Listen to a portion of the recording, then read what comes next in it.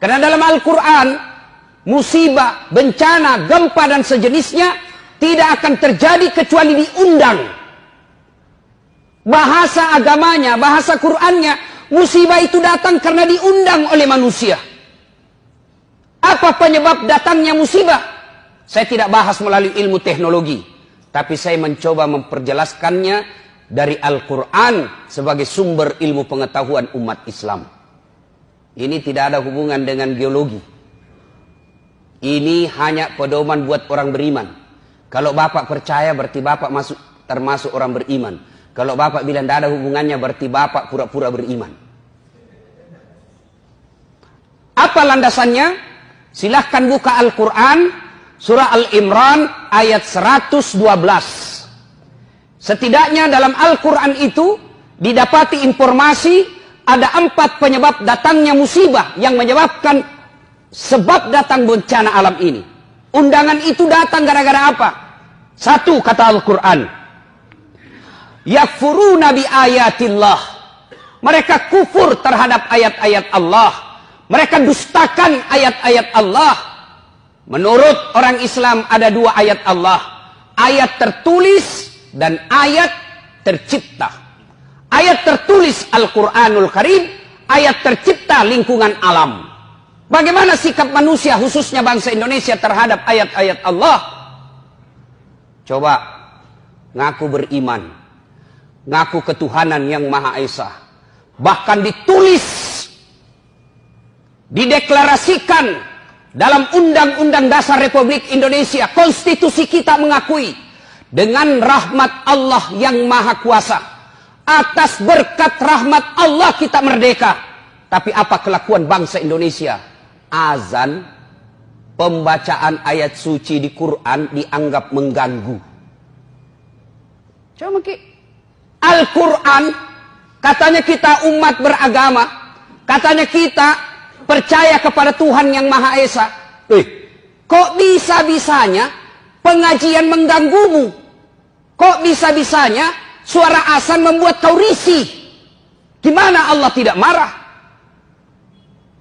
Hasilnya bilang, kan ditahu itu jadwal. Namanya juga, jangan terlalu keras. Ya namanya panggilan pasti dikeras. Allahu Akbar, Allahu Akbar. Ya namanya panggilan pasti dikeraskan. Kalau dikecilkan, bukan namanya panggilan Pak, si bicie. Dasar, dipanggil. Dasar. Nah, itu baku bici namanya itu. Apabila kufur terhadap ayat-ayat Allah, maka itu salah satu penyebab datangnya undangan musibah. Nah, berikutnya itu ayat Quran. Kalau ayat yang tercipta, mari kita lihat perlakuan kita terhadap sumber daya alam kita. Dihabisi tanpa ada perbaikan. Saya kalau perjalanan Pak, dari Balikpapan ke Bontang, dari Balikpapan ke Sangatta, Kalimantan Timur, dari pinggir jalan kita lihat hijau. Tetapi kita naik di atas pesawat, habis gundul hutan kita. Dan anehnya siapa yang menikmati? Bukan masyarakat Indonesia. Siapa yang menikmati? Orang dari luar negeri. Gimana Allah tidak marah? Kita punya sumber daya alam melimpah. Tapi siapa yang menikmati? Orang-orang kaya yang tertentu saja di Indonesia. Dan berlebihan caranya menikmatinya. Nah, kalau ini ya tunggu mi. Tajam mi. Calon aku puang mi. Yang kedua. Penyebab menurut surah Al-Imran. Wa yaqtuluna anbiya'i bighairi haq.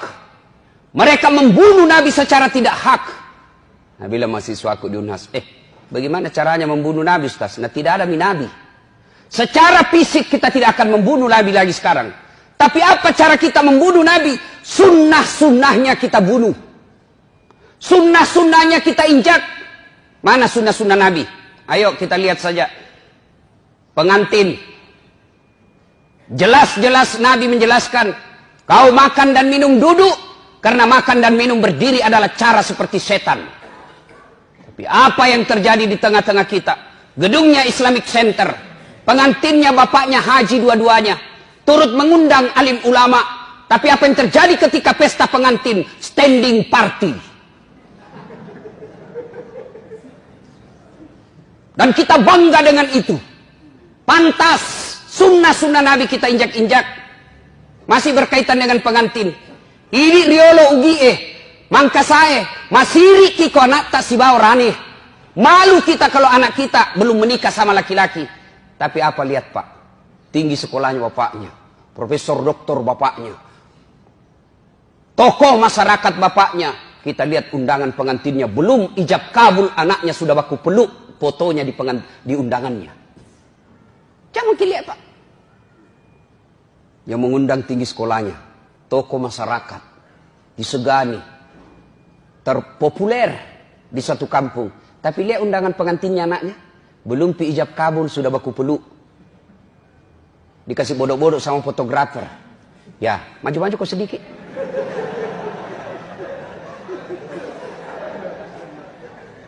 Kita injak-injak sunnah Nabi. Nabi menginformasikan dalam hadisnya diriwayatkan oleh Bukhari. Haram merubah nasab. Haram mengerubah silsilah orang tua kita. Dek nawad dingirobah sana anak natawe. Tapi apa yang terjadi? Kita sok barat-barat. Sudah menikah, istri tak langsung siapa namanya di belakangnya, istri tak suaminya. Siapa ngajar gitu? Nabi sudah jelas, tidak boleh kau robah namanya bapaknya istrimu di belakang. Contoh konkret. Nama istri Naurah Siddiqiyah. Nasrun, nama bapaknya.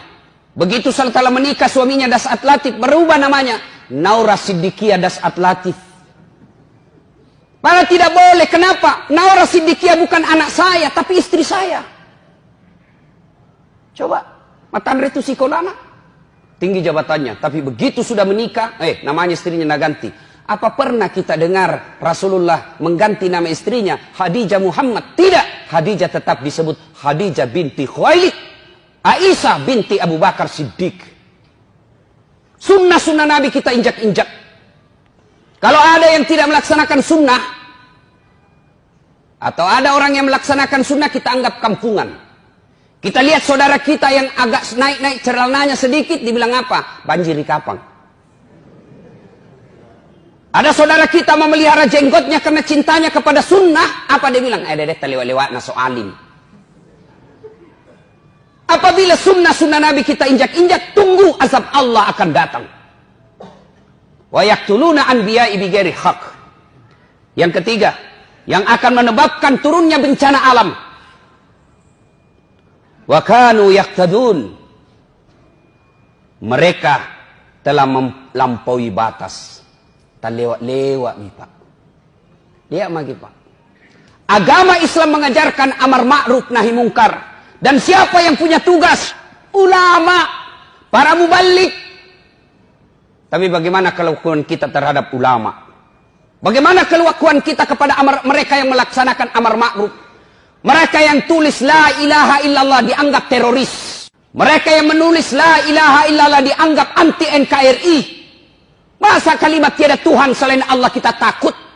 Dan siapa yang lakukan itu? Orang Islam sendiri. Anda yang lakukan kriminalisasi itu bukan non-muslim, orang non-Islam. Kita masih bisa tolerir. Kenapa? Tidak mengerti. Islam sendiri. Solatnya selalu mengucapkan la ilaha illallah. Tapi takut dengan kalimat Allah. Takut kalimat tauhid. Gimana caranya? Disebut tak lewat-lewat.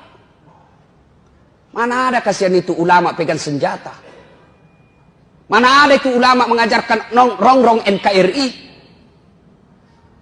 Yang justru kita teror adalah yang mengajarkan amar ma'ruf nahi mungkar. Tapi para koruptor. Coba kita lihat kelakuan negara terhadap koruptor.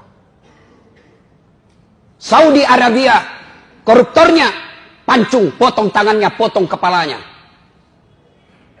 Di Indonesia apa yang terjadi? Koruptor, potong masa tahanan. Ini kan keterlaluan namanya. Tan lewat-lewat mako. Marah Allah. Dan yang keempat, penyebab turunnya musibah di muka bumi ini, kata Allah menurut Al-Imran ayat 112. Dzalika bima adzau. Mereka berbuat zalim secara terang-terangan. Mereka berbuat dosa secara terang-terangan. Sekarang dosa sudah tidak dianggap lagi sesuatu malu. Beberapa kali saya masuk warung kopi. Karena ajak teman saya ngajak. Oke lah, nanti dibilang ki sombong kalau diajak tidak datang. Saya datang, miris hati saya. Kok ada Bugis Makassar, budaya kita siri, budaya kita Matandre siri. Kok ada perempuan tidak malu-malunya merokok di depan umum. Yang membuat saya miris, merokok di depan umum karena dia pakai jilbab. Dan itu kita anggap biasa. Ini kan sudah terlewat-lewat. Kita orang Bugis Makassar, makundraye, ipaka lebih. Makundraye, Matandre onronna. Tapi kok bisa-bisanya pakai jilbab dengan rapi di depan laki-laki, orang banyak meliriknya, dia santai dan merasa tidak malu merokok di depan umum pakai jilbab. Ini yang disebut zalika bima azau. Mereka berbuat zalim secara terang-terangan. Belum lagi pembuat dosa. Dosa zina secara terang-terangan. Mereka secara terang-terangan membuat komunitas. Tidak malu deklarasikan dirinya. Riolo makadete oma siri-siri kok mapigau salah. Sekarang apa dia bilang? Biasa nih. Dulu kalau ada perempuan hamil diusir dari kampungnya. Masuk kok upaka siri kasih di kampung. Bapak rela dia buang anak gadisnya. Untuk apa? Karena dianggap membuat aib buat keluarga. Sekarang apa? Nyata-nyata hamil 7 bulan. Pesta besar-besaran. Kejadian-kejadian seperti ini. Itu yang membuat azab Allah cepat datang. Lalu orang bilang begini. Kalau negara barat bagaimana Ustaz? Lewat-lewat itu. Jepang lah misalnya. Oh jangan salah Pak. Jepang itu saya sudah berapa kali ke sana. Akhlaknya tinggi Pak. Tidak ada tukang tipu. Pejabatnya baru dituduh korupsi, mundur dan bunuh diri. Kita sudah tertuduh, bahkan terponis, bahkan terpidana, sudah terbukti, sudah dipenjara, tidak malu jadi caleg.